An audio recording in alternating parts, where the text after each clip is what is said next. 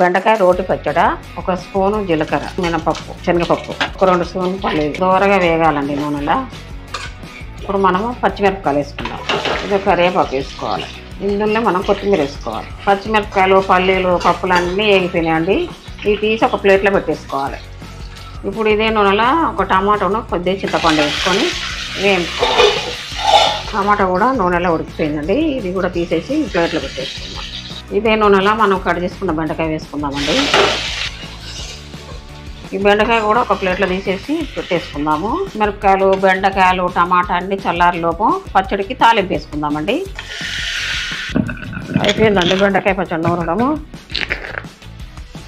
మనం ముందే తాలింపు పెట్టుకున్నాం కదండి, ఆ తాలింపు ఇందులో వేసేసుకోవాలి.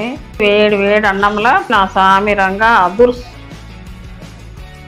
షుగర్ కూడా చాలా మంచిది, చాలా అంటే చాలా బాగుంది.